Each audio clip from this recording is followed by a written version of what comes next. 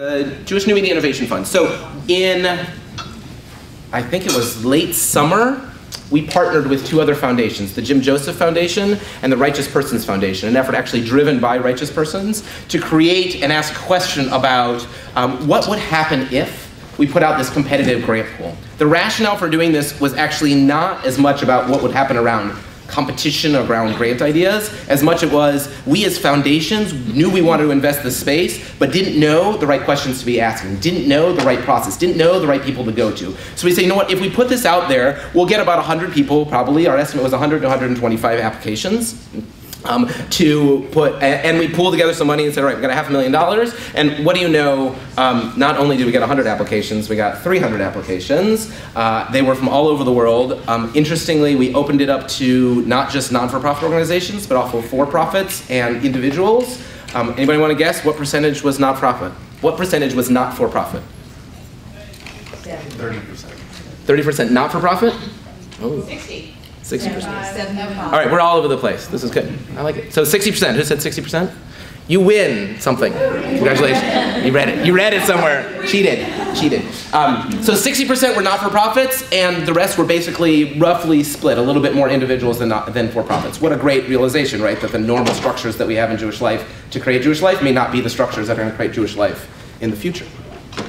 We had 305 applications. They were incredible. We engaged in a company called Blueprint Research and Design. Lucy Bernholtz is the principal of that firm, who helped us through how to create the competitive part of it, the pool, as well as processing all the applications and whatnot. And what did we end up with? So criteria, this is a really interesting thing. We, as a group, articulated 9 criteria. We put these online as part of the application process. I will tell you, of all the learnings, the number of people who commented with great appreciation that they knew exactly how they were going to be evaluated, and I will tell you what we did. We took these 9 things, and we articulated a point value for each of them at varying degrees. I think it was like a 1 through 4 scale, a 1 through 5 scale, depending on which one it was, and then weighted the 9 of them based on, as a foundations, what were our highest priorities. So the 2 that are yellow, the innovation and the contribution to more vibrant, meaningful Jewish life, were weighted the most, but all of them had some significant weight. And then we, by the way, all the slides will be available on the Schusterman Foundation website, and I assume we can put them on Doreen as well by the end of the day. So you can write down, but you don't have to write down.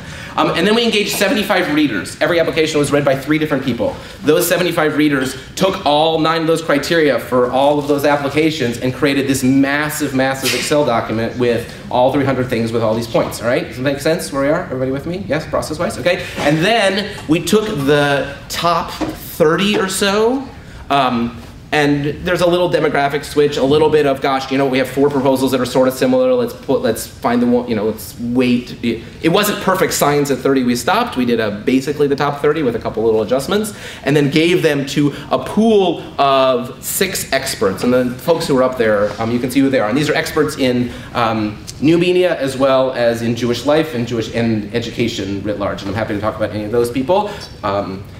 There are some incredible, incredible people, and the fact that we actually got those 6 folks to ask this question and to focus on it, again, is one of the greatest successes of this project.